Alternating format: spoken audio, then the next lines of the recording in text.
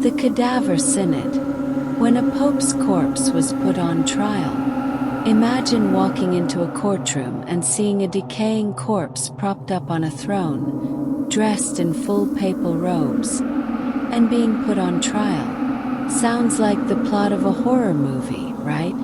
But this isn't fiction. This is the Cadaver Synod, one of the most bizarre, disturbing, and downright unbelievable episodes in the history of the Catholic Church. Background. Our story begins in the late 9th century, a time of political chaos and power struggles, both inside and outside the Vatican. At the center of it all was Pope Formosus, elected in 891 AD. Formosus was known for being ambitious, intelligent, and politically involved. He made enemies, powerful ones. After his death in 896, he was buried with honor, but not for long. Less than a year later, his successor, Pope Stephen VI, decided that Formosus had committed grave crimes, and that justice had to be served. The charges. Pope Stephen VI accused the late Formosus of perjury, violating church law, and illegally ascending to the papacy. But here's the twist. Formosus was already dead. That didn't stop Stephen.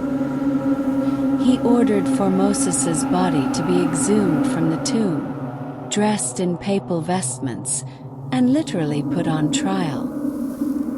His corpse was propped up on a throne in the Lateran Basilica in Rome.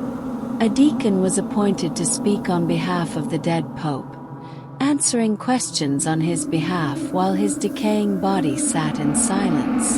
The trial, known as the Cadaver Synod, was grotesque. Witnesses and judges were summoned. Pope Stephen raged against the corpse, yelling accusations. The outcome? Predictable. Formosus was found guilty on all counts. As punishment, Stephen ordered that all of Formosus's acts as pope be nullified. His fingers of consecration were cut off, and his body was stripped of vestments and thrown into the Tiber River. A brutal end for someone already dead. Why did this happen? But why go through all this effort to humiliate a corpse? The answer lies in power and revenge. Pope Stephen VI was allied with a powerful Roman family who hated Formosus. By putting Formosus on trial, Stephen was not only trying to discredit his policies, but also secure his own shaky authority. It was a message: defy us, and we'll destroy even your memory. The backlash. The public was horrified. The spectacle had crossed a line, even in a brutal era. Within months, Stephen VI was arrested and imprisoned. He died by strangulation in his cell, likely murdered.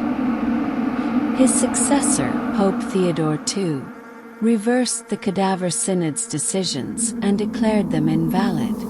Formosus's body was retrieved from the river and reburied with honor. Eventually, the Church banned trials against the dead altogether. Legacy.